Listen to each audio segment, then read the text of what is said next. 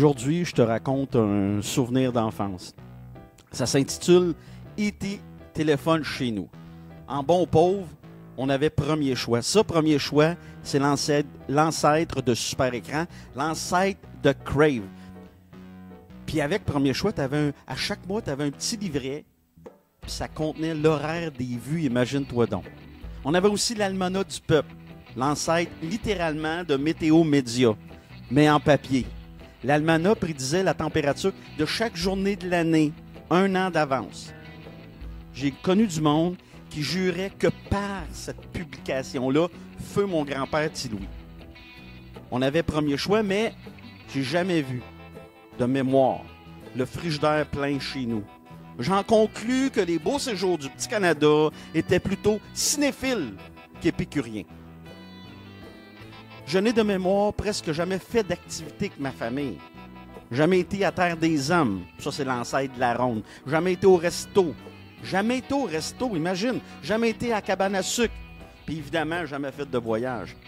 De mémoire de barbu de 51 ans, laisse-moi te raconter la seule fois que moi, mon frère Balloun, ma mère Mado, puis mon père Dédé, on a fait une activité ensemble, la seule maudite fois. La seule et unique fois. Croix de bois, croix de fer. Si je mens, je m'en vais direct en enfer. On a fait une activité ensemble grâce à qui? Rien de moins que Steven Spielberg. J'avais 9 ans, mon frère Balloun en avait 5. On était des petits singes à batterie inépuisables. Le carré du Petit Canada avait pas de secret pour nous autres. L'été, on allait ramasser des fraises chez le bonhomme jeté. Puis on faisait assez d'argent pour aller s'acheter une pétaque frite au vinaigre, au carré du poulet, ça amène. Il n'y avait rien de meilleur qu'une graisseuse avec un petit coke en vitre. Mon 1982 sans la graisse de pétaque frite. Mon 1982 a les yeux ronds de mon petit frère, des yeux comme des billes devant la devanture du carré du poulet. Mon 1982 goûte les fraises fraîchement cueillies de la famille jetée à Mirabel. Mon 1982 goûte aussi les becs sucrés donnés à une fille entre un rang de fraises et une toilette chimique. Romantique de même, ton barbu. Je me souviens même pas de son nom, mais une chose est sûre, je te le garantis, je me souviens de ses lèvres. Mon 1982 a le son de Ozzy Osbourne dans les speakers de l'autobus vers le chemin du retour. Mon 1982, c'est aussi, faut que je le dise, mon meilleur ennemi, Joël, qui habitait sa rue Michael, juste à côté du HLM sur le coin de la rue. Les habitants du Petit Canada vont s'en souvenir, les habitants de la Chute aussi. Alors, je sais pas pourquoi, mais j'ai l'impression qu'au primaire, tout le monde avait un meilleur ennemi. T'en as-tu eu un, toi? Alors, je pourrais pas vous expliquer ce phénomène-là, par contre. Je suis pas un psychologue, je suis pas un psychiatre, loin de là. Je fais même pas de la psychologie de gomme ballon.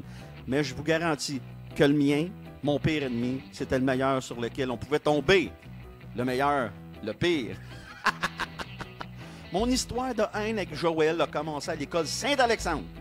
De la première journée du primaire, imagine-toi donc, à la dernière journée de la 3e année.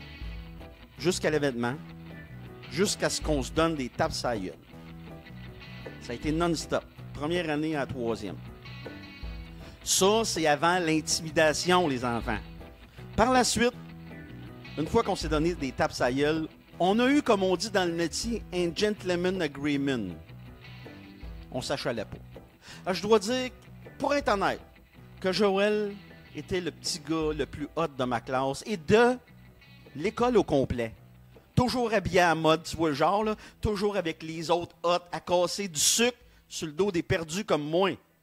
Moi, j'étais tout sauf hot.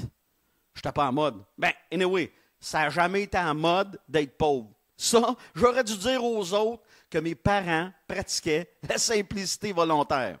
Hey, je résume assez vite nos chicanes. Lui, il était confiant, fort, sportif. Il avait une haine intérieure surprenante. Il était toujours en train d'achaler les plus faibles. Moi, j'étais la victime parfaite.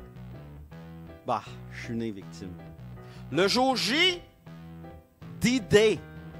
Dernière journée d'école de la 3e année dans la classe de Mme Legault. Au dernier cours, Joël m'invite au rack à bicycle. Tu sais ce que ça veut dire. Moi, je tremble dans mes culottes de pauvre, de petits gars frêles, de petits gars qui mangent déjà assez de claques à gueule chez eux. Je suis battu d'avance. Hey man, je me débat déjà chez nous chaque jour que le bon Dieu amène. À la fin des cours, comme ça, je me retrouve entouré de monde qui venait assister à un combat. Et pour mon plus grand malheur, j'étais l'un des deux batailleurs. Lui, il souriait de bonheur. Il avait un goût de sang dans la bouche, c'est certain.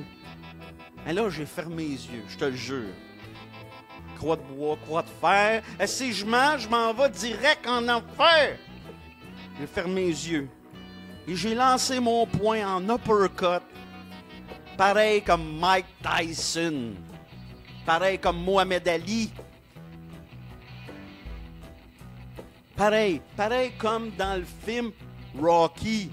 J'étais devenu Rocky Balboa. Là, j'ai vu dans mes yeux Joël tomber sur le cul. J'ai vu dans ses yeux la peur et la honte devant tout le monde. Moi, j'étais pas euphorique, ni content, ni heureux. J'étais soulagé. J'avais vaincu ma peur, vaincu mon meilleur ennemi. Surtout. J'avais gagné ma paix. Le lendemain, au début des vacances, je filais champion. Faut te le dire la vérité. J'ai retiré tout l'argent que j'avais accumulé durant mon année scolaire à la caisse des jardins de la rue principale. Je voulais célébrer la fin des classes. Il arrivait au cinéma de la chute du nouveau film de Steven Spielberg, E.T. J'ai retiré toutes mes économies pour avoir assez d'argent pour 4 billets pour la grande vue, 4 popcorn plein de beurre et 4 liqueurs. J'ai demandé à mon père de ne pas être sous pour aller au cinéma. C'est pour ça qu'on a été à la représentation de midi. Il fallait aussi, imagine-toi donc, apporter des canages pour les pauvres. C'est quand même ironique. Des pauvres qui apportent du manger pour les pauvres. Puis moi, ce que j'ai fait des X sur les cannes de conserve pour voir s'il y a une des cannes qui reviendra à la maison. C'était mon genre d'idée, tu sais. Il est midi moins le quart. Mon père n'a pas encore bu une goutte de boisson, ce qui est un esti de miracle. Ma mère, Mado, a roulé assez de cigarettes pour tenir tout le film. Ben oui, dans ce temps-là, tu avais le droit de fumer dans le théâtre. Mon frère Ballon, lui, ben boude un peu. À la place, il voudrait aller pêcher. Et moi, je suis en mode 7e art. J'ai un rendez-vous avec un extraterrestre. J'adorais le vieux cinéma de la chute qui avait des airs de ces théâtres des années 50. Laisse-moi te dire une affaire, le VHS a tué notre salle de cinéma. Le vulgaire VHS a tué une institution. J'ai les yeux gros comme des 30 sous devant l'immense écran. Mon frère a la face pleine de popcorn et moi, je me demande ce que j'aime le plus à ce moment précis. Le cinéma, l'écran de cinéma du Grand Théâtre de la Chute ou la face de mon frère remplie de popcorn. La face pleine de popcorn de mon petit frère restera encore aujourd'hui, à ce jour, l'un des plus belles images qui m'a été jamais donné d'observer. Ma mère fume comme une cheminée, puis Dédé, mon père, a les mêmes 30 sous que moi dans les yeux. J'aurais tellement voulu que ce moment soit éternel à cette époque. E.T., à mes yeux, de gars de 51 ans, est un film magique. Puis E.T., cet après-midi-là, Steven Spielberg, ben, ils ont réuni, puis ça, c'est un tour de force, ils ont réussi à réunir les 4 membres de ma famille, l'espace d'un doux souvenir. Pas encore aujourd'hui, seulement par les beaux soirs étoilés d'été.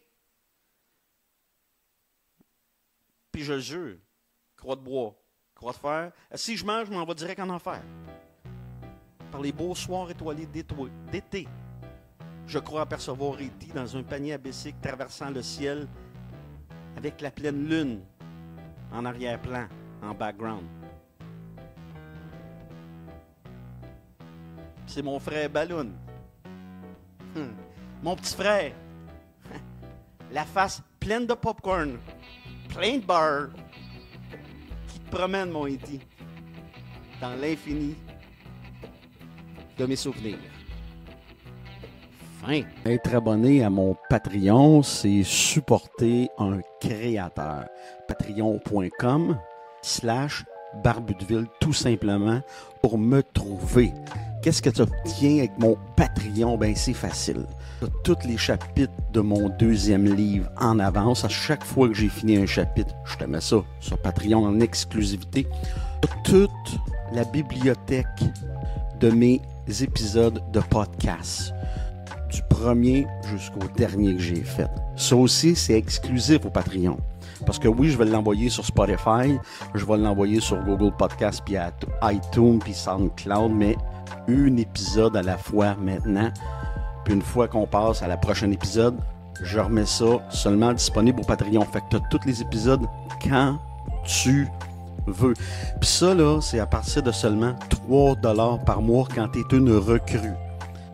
Puis regarde, encore plus beau que ça, si tu t'abonnes à l'année, moi, je te donne automatiquement un rabais de 10% sur ton abonnement. Tu n'as rien à faire, ça se fait automatique. Sinon, tu as d'autres niveaux. Tu as le niveau voyou qui est à 7$. Tu as le niveau capot qui est à 13$.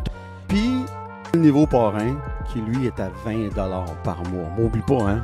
Tu t'abonnes à 3$, c'est moins cher qu'un café. Et en plus, je te donne 10% si tu t'abonnes à l'année. Fait que fais le calcul là. 12 x 3, 36, moins 10% pour un an du Barbudeville. C'est rien. C'est absolument rien. C'est un deal. Fait que, arrête d'hésiter. Abonne-toi. Encourage, supporte un créateur. Pour moi, là, à la fin de la journée, ça fait toute la différence. Fait qu'on se rejoint au Rack à Bicycle, puis oublie pas de faire ton lit.